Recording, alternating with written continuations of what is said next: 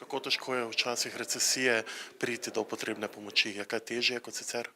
Ja, se pozna ta stanje v Sloveniji se dejansko pozna, ampak ljudje še kljub temu donirajo, dajejo, tudi tisti, ko prihajajo na stojnice naše, ko delamo, dajo po evro, dva, koliko pač vsak zmore. Pri doseganju ciljev so nam pomagali posamezniki, podjetja, društva, športna društva, kulturna društva, umetniki, slikarji, glasbeniki.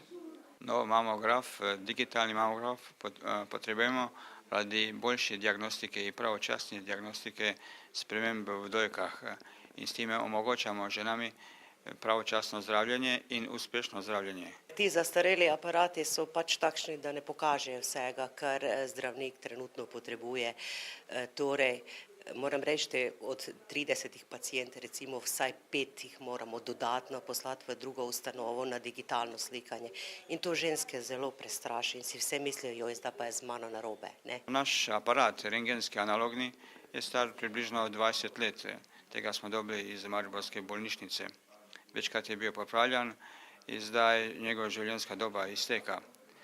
A ne samo da izteka, nego novi časi, digitalizacija omogoča boljše, kvalitetnije slike i pravočasnu diagnostiku tih sprememb v dojkah. Pravočasno odkriti rak pomeni lepotno operacijo mogoče.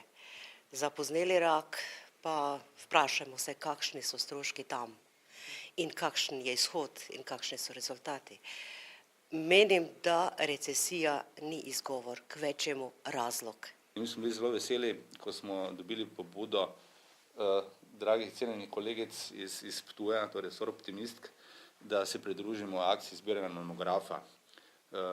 Slučajno je sopadala ta zadeva in spravim, da smo bili zelo veseli, ker je večer v lanskem letu pričel z niz tovrstnih akcij.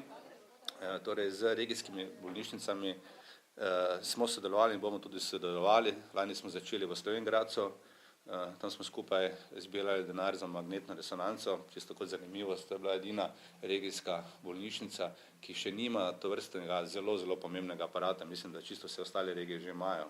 Nadaljevali smo potem v Celju.